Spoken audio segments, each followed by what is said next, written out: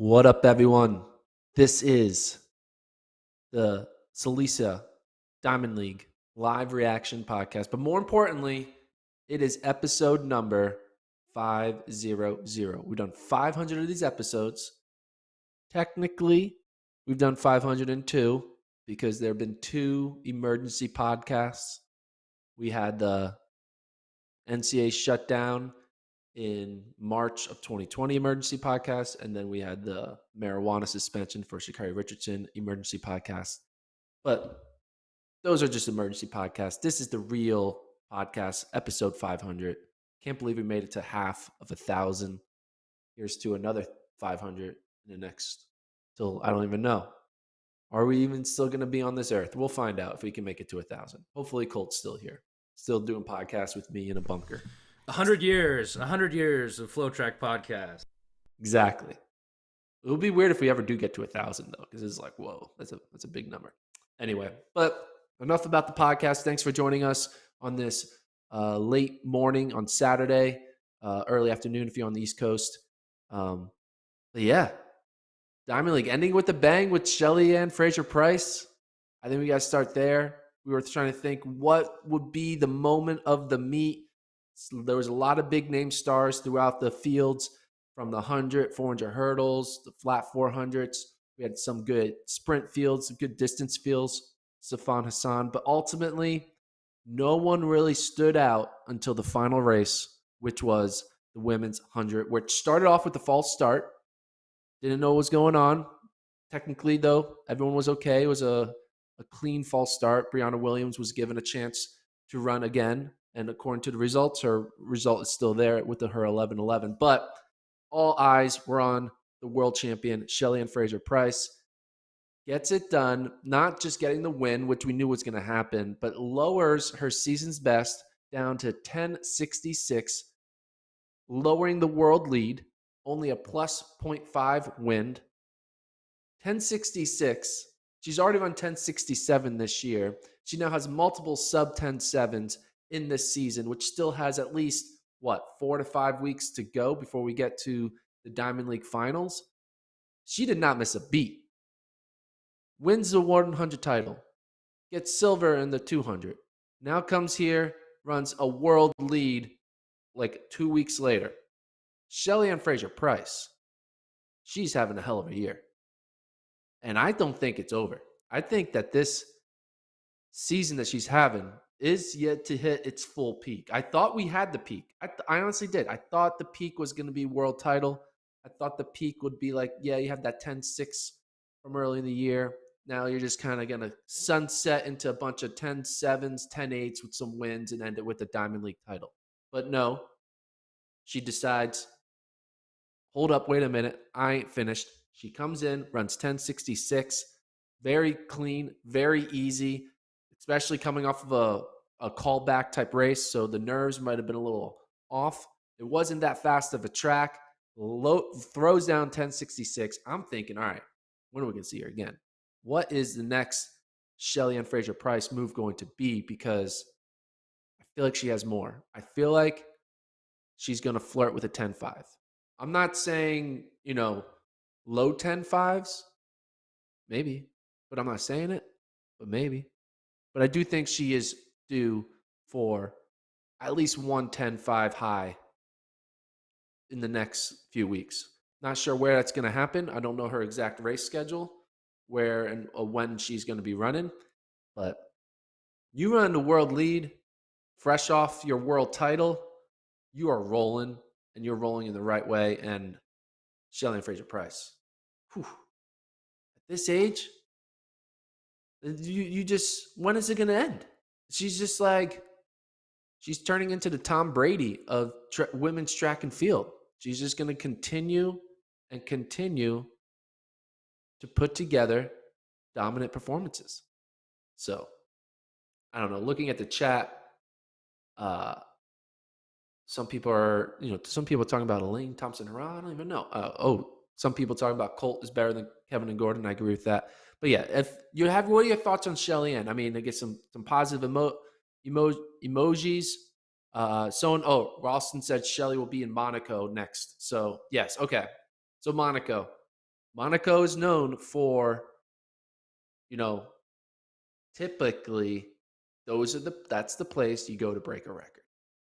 Mainly on the distance side, but maybe Shelly Ann is looking like, hey, I'm in the best shape of my life. I may even be in the best shape of my career. Why not? Why not me?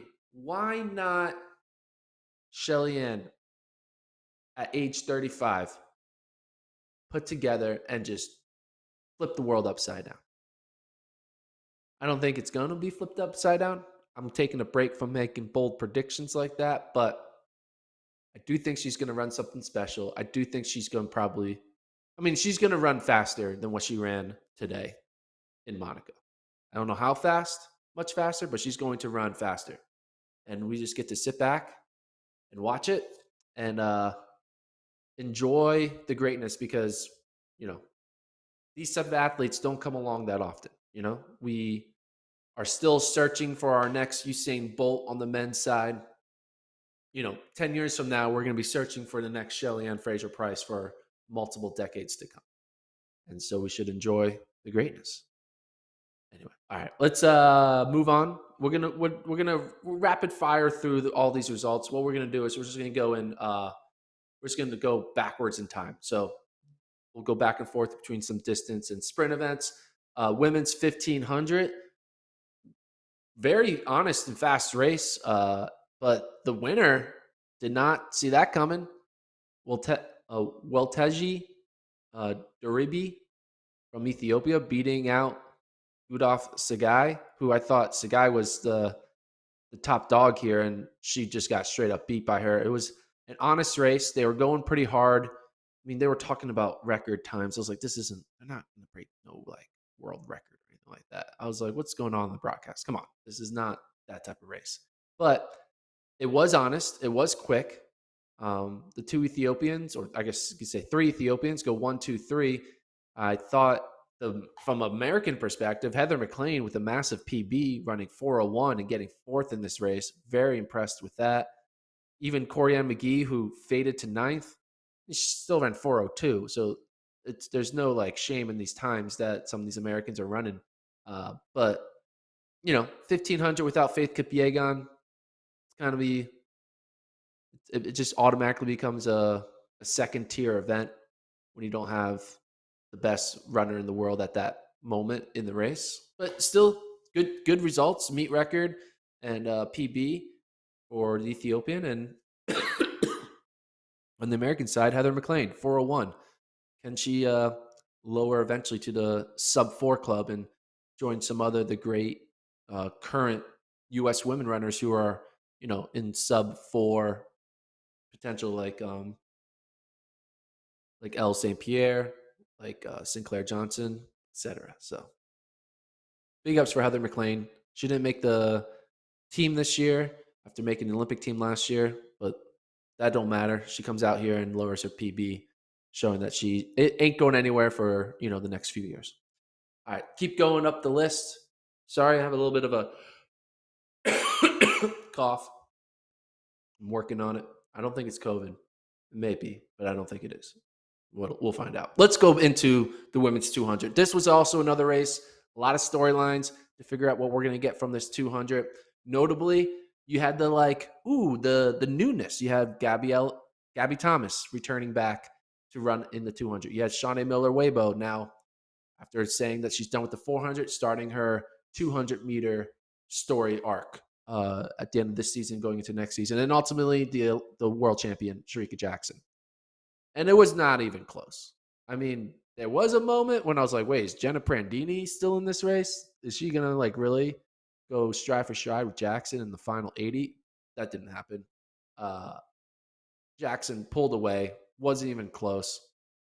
There was a moment when I thought because of how big of a lead and how big she won by, that I thought the time might have been potentially something special, like in the 21.5s, 21.4s, but the field made it look deceiving because Shawnee Miller-Weibo got second running 22.3. I mean, 22.3 for second in a Diamond League race is not that impressive. So clearly there were literally just two types of athletes on that track today. There was the Sharika Jackson type athlete who says, I can run 21s in my sleep.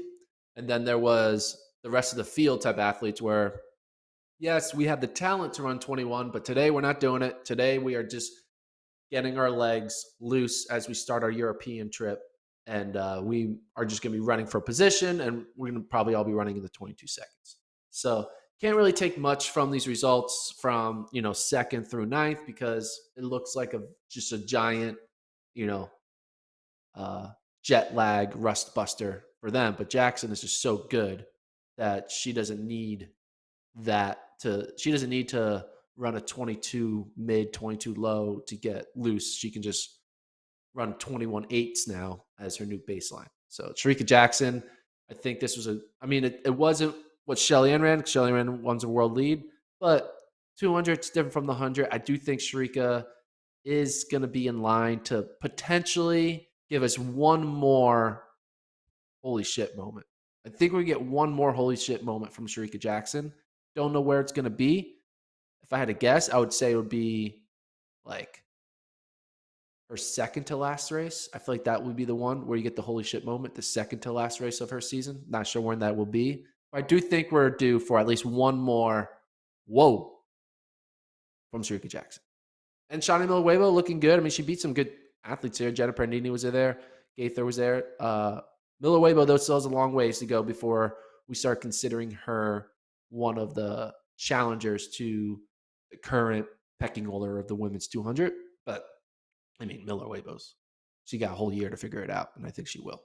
So that's the women's 200. Keep on going through the results. Men's 800. I mean, come on. They went out. The rabbit went out in 52 seconds, and there was like a gap between the rabbit and the leaders of the pack. So like the leaders went out in like 53, 54 seconds. It's like, what are we doing here, guys? This is a professional meet, and we're running like we are elite high schoolers. It's just like ridiculous. But Manuel Corrier, he has that kick, man. I've been off his train ever since before the Olympics, but now after winning the Olympics and winning the world title, his kick is real. And in these types of races, he's going to be able to pull it out. No matter how much by an inch or a mile, he's going to be able to pull it off. Corrier takes the win, 145. I mean, there's nothing to talk about in this race. Let's just be honest. 145, what are we doing here? Come on. I mean, Rotich had a good bounce back season's best, but okay. I was kind of looking forward to see what Hoppel, Murphy, and even Sawinski would do in this race. They all faded. We need Hoppel and Murphy to kind of just, I don't know what it is. Maybe this is the rust buster, but I really, for the sake of U.S. mid-distance running, we need one of those guys just have like one race we can point to and be like, all right, we still got something special going on in the U.S. when it comes to the men's 800. Because right now, Hoppel and Murphy just aren't what they are capable of. They're capable of so much more. I guess it's a weird year with now Worlds being over, and Murphy didn't even make the world team. Hoppel didn't even make it out of the first round. So just for U.S. men's 800, it's just been kind of there's just been a lot of weirdness, and maybe they put something together in the coming weeks to kind of end 2022 with something to look onto to kind of catapult U.S. men's 800 meter running into 2023. Moving on, we're just going back in time. Keep on going back in time. The race that was run basically an hour ago, men's 400, is actually not that bad. I'm not gonna lie. I thought it was gonna be slower. I thought that Michael Norman was gonna go out there and maybe run a 44-5, kind of like what Karani James did, and kind of be with the pack. But Michael Norman went for it, man. He was looking to put down a fast time. He wasn't running to win it. He was running to try to lower his, maybe not his season's best, because he wasn't running 43-4 or 5 today. But he was trying to put down a strong mark, and I respect that. He could have taken a little bit off the gas, but he didn't. In that final 100, he was still going full stride for stride, trying to like get as much as he could out of this race. So I respect that. And if he runs 44:11, that's good. I think we talked about this on the podcast yesterday. Like Michael Norman, he needs his PB not to be from an April meet in Los Angeles at the Mount Sac relays. Like that cannot be one of the great 400-meter runners PB races. It needs to come at a championship, a USA's, a Worlds, an Olympics, or a notable Diamond League. And he's got a few more reps to go. And I think he might be able to finally just get a new PB. So 44:11, fresh off of Worlds. That's a good starting block. He hasn't skipped a beat. It's kind of wild. He runs so much faster here than it took to win the world title um, a week or two ago. Shows how weird the 400 was on that day. Bryce Deadman had a good race. Got third. Cronny James. That's what James is going to do. He's going to be in the mix no matter what. But then after Deadman, there was just a bunch of 45-second performances, so nothing really too crazy. But Norman, 44:11, let's do this. Got more motivated. This is the moment, Mike. I believe in you. We got 5 weeks left in the season. Let's get it done. Let's erase that Mount Sac time from your resume and update it. You can do it. This is like the worst pep talk in the history of pep talks to one of the great 400-meter runners, but I'm doing my part. I'm doing what I can. He's not going to listen to this. He's probably doesn't probably even know that the podcast exists. But if he does, know that I believe in you and you're going to change your personal best to 43.39 at the end of the year. That's what's going to happen. Next event, going back in reverse order, women's 400. This kind of is a little bit of a preview of like this is like, I don't know. Well, basically, I don't know how to explain it, but basically seeing a star 400-meter hurdler run the flat 400, win the race. Femke Bol runs 49.75. Big PB from her 50.3, 49.75, first time under 50. We know she can do this because we see what she splits in 4x4s and obviously what she can run in the 400 hurdles. But I see Femke Bol run 49.7, and then I think about Sydney, and I'm just like, holy shit! Like Sydney can run 48 seconds in an open 4. I don't know if we'll get it, but like by transitive properties, which is a very scientific and factual way of predicting people's times, it's just simply transitive properties. 49.7 for Femke Bol equals, according to Gordon's conversion calculator, 48.8 for Sydney McLaughlin. So that's my prediction now. When Sydney runs her 400, she's going to run 48.89 and then call it a day. That's the official takeaway. It's kind of funny. My official takeaway from a race that Sydney's not in a race that Femke Bol wins in 49.75. Kazmarek, the Polish runner, runs a big PB, runs 49.86. I just think like, all right, what's Sydney going to do? That's how good Sydney is. She's just like taking over my mind on other people's races. So, but yeah, Femke Bol, good race. 2 Jamaicans go 3-4. McLeod and McPherson run 50 low. Nothing too crazy. But yeah, start the countdown to when we get to see Sydney run a flat 400. Keep on going down back in time. The women's 3K, Safana San looks like she's getting her mojo back, wins this race. Alicia Monson got 4th. I mean, it was a good field. There's a lot of talented runners. Time wasn't too crazy, right? I mean, they're all running in the 840s, low 840s, so nothing nuts. But Safana San now getting back into her winning ways. We got to be careful because I think all the mid-distance and distance women got a little bit of a mulligan because Safan Hassan said, all right, you guys can win them all this year, but that's just this year. It's not going to stay like this forever. You may all be world champions, but 2023, I'm going to try again. And you better hope I'm not in your race. So Faith Kipyegon, Sagai, um, I'm losing my brain. Anyway, all the women who won, they're going to realize that was our only moment because Safana San's coming back. She runs 8:39, takes the win easily. Yeah, it looks like she's just getting into shape. First win, I guess not first win. She won that random Portland meet, but first like legit win of the year for Safan Hassan. All right, keep on going. This was a race I was looking forward to. There was a lot on the line here. I had to make some bold predictions here. I was trying to predict the men's 100. And if I was able to correctly predict the order of the top five, my podcast host, Kevin Sully, was going to come to my party tonight. And I didn't get it right. I was off by a little bit. But it's okay. There will be future parties and future 100-meter dashes for me to predict to get Kevin to come hang out with me outside of work.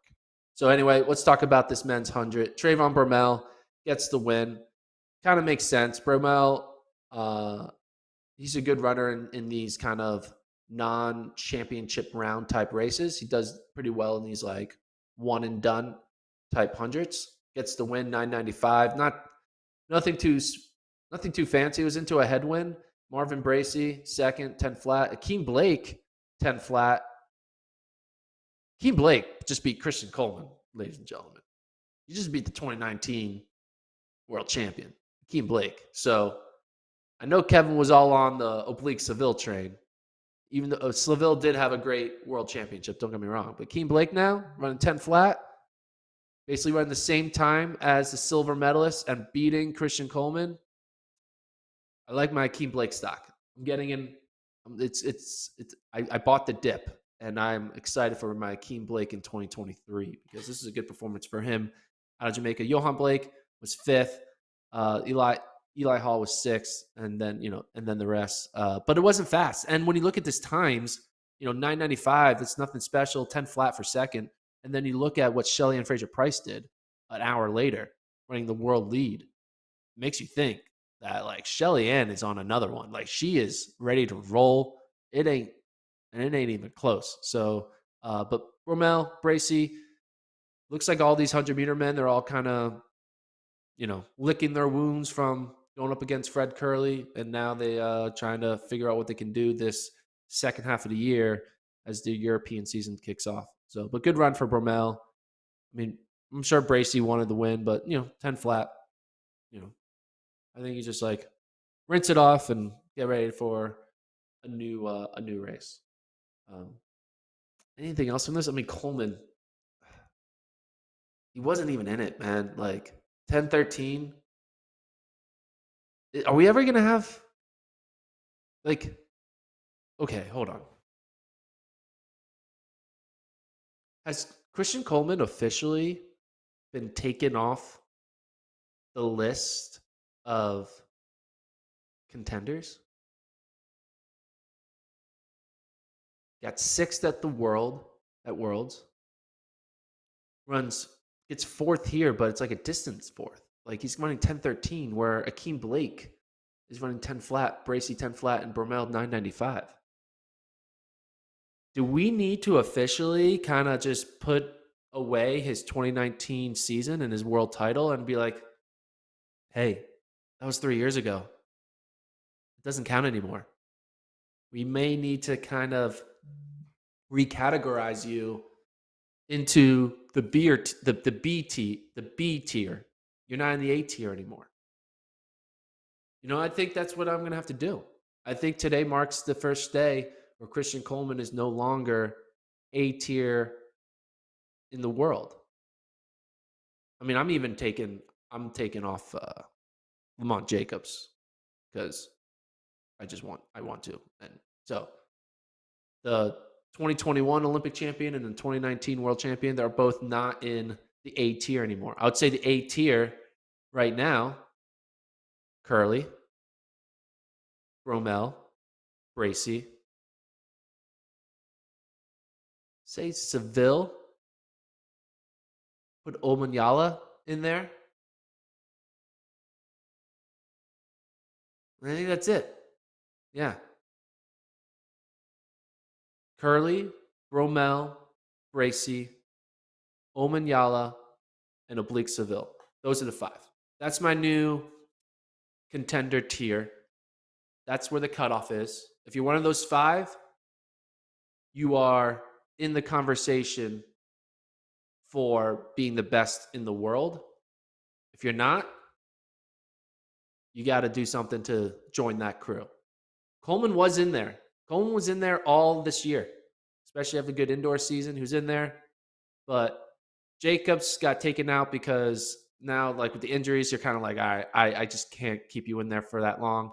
And Coleman, we've given him opportunity after opportunity to stay in that tier, and he's not grabbing it by the horns. So, Coleman, you're first in line to get back into that top tier, but right now you're in the B tier.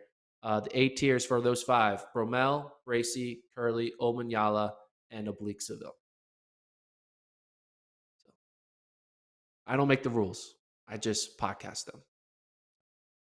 Here's to Christian Coleman's next race to see if he can join back the top 5 tier that Gordon created. Other thoughts from this race? I mean, not much really, to be honest. Bromell, Bracy. I think it's kind of cool that Bromell and Bracy are training partners and their last names start with both ER. That's a stupid thing. Okay, I'm going to move on. Next topic. I am talking too much. This is what happens when I do the podcast solo. Women's 800. We'll just kind of hit the high lines here. Aja Wilson gets her first win over Sage Herder. Caught her on the home stretch. Sage Herder running 158. I mean, Sage Herder is currently ranked 2nd in the Diamond League standings of the 800. Who had that on their bucket list that on August 6th, Sage Herda currently be ranked number 2 in the Diamond League standings in the 800. She just shows up and finishes well. Men's 400 hurdles. Dos Santos, we're talking maybe he's going to rip a fast one. He doesn't. He just runs 47.8. Nothing too crazy to talk about there. Field events, Mondo just jumped 6'10". Didn't do anything special. Yeah. A couple other things. Women's hurdles. Jasmine Camacho Quinn runs 12:34. It's still crazy thinking about this women's 100 hurdles. That Toby Amason did what she did. It's just like, what did we witness? So I can't wait to see her go up against the top women in the world again. So I'm not sure when Toby Amason runs again, but I want to see if she can kind of replicate her crazy day on that last day of the meet, where she ran 12:12 and then 12:0. But Jasmine Camacho couldn't get the win. I think that's it. This was a fun. It's nice to have track back. Legit track back, where everyone is there. Things matter. Monaco is up next. When is Monaco? The Monaco Diamond League is. Bring up my schedule. I think it's soon. Oh, it's August 10th. It's in 4 days. So 4 days from now, we'll be in Monaco. Well, we won't actually be in Monaco, but we'll be reacting to Monaco, and then European Championships start. But before Monaco, we do have the Hungary and Sheshklifafar. I said the name wrong, but a lot of these athletes that ran today are going to be in this Continental Tour meet in Hungary. And it's live on FloTrack. So check that out. That'll be on Monday. And then it looks like Wednesday is Monaco. And then the following weekend, European start. So track is officially here to stay. Can't wait. Thanks for listening to the podcast. Enjoy your weekends. And we'll see you guys Monday morning at 9 a.m.